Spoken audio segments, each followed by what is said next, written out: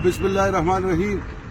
Social media activist Aman Ullah قریش آپ سے میں مچ کے اس پل اس برج سے مخاطب ہوں.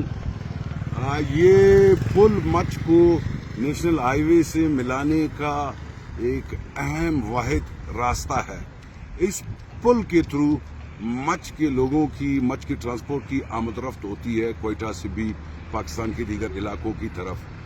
تو گزشتہ اتوار میں 2-3 سال پہلے یہاں پر بارشوں میں یہ پل شدید ڈیمیج ہوا، ٹوٹ گیا، مچ کا راستہ منقطع ہو گیا. کافی دن مچ کا راستہ بند تھا.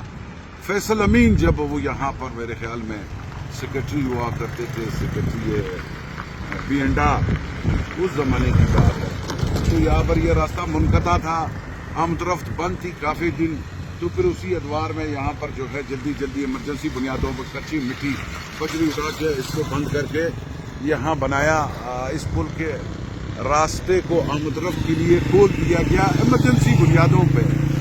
اس کے بعد اس پل کے اوپر کئی لوگ یہاں کے سیاسی، کئی ہمارے لیڈر کھڑے ہو کر کے بڑے بلند و بانگ دعوے کیے. انہوں نے ایک نے کہا ہم اتنے عرصے میں اس کے لیے اتنے فنڈز ہم نے منظور کر لیا ہے، آپ دیکھتے ہی یہ ہم نے وزیر اعلیٰ صاحب کی طرف بھیج دی ہے رپورٹ، اس پل پر کام شروع ہو جائے گا، یہ پل تعمیر ہو جائے گا، یہ ہو جائے گا، وہ ہو جائے گا، آسمان سے ہم تارے توڑ کے لائیں گے، یہ کریں گے، وہ کریں گے. یہ ہے 3 سال کا عرصہ گزر گیا، وہ حکومتیں ختم ہو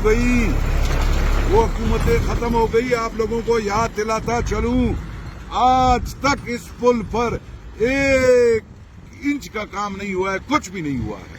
وہ بلند و بانگ جھوٹے دعوے سارے گزر گئے. کسی نے کہا میں اتنے کروڑ منظور کیا، دوسرے نے کہا میں نے اتنے کروڑ منظور کیے، کچھ بھی نہیں ہوا. بھائی خدا را، اب میری گزارش ہے چیف سیکرٹری صاحب سے، وزیر اعلیٰ صاحب سے، نگران وزیر اعلیٰ کے پاس پتہ نہیں فنڈز ہیں، خیرات ہے یا نہیں ہے، مجھے تو نہیں ہے معلوم.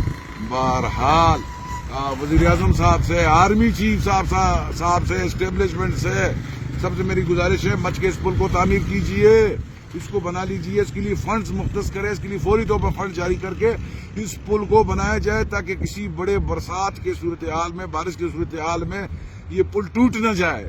اب پھر میں یاد دلا رہا ہوں، پہلے بھی میں نے اس پہ بہت ساری رپورٹیں دی ہے، پھر یہ رپورٹ دے رہا ہوں. اس رپورٹ کے ساتھ امان اللہ قریش کو اجازت دیجیے. اللہ حافظ. Thank you.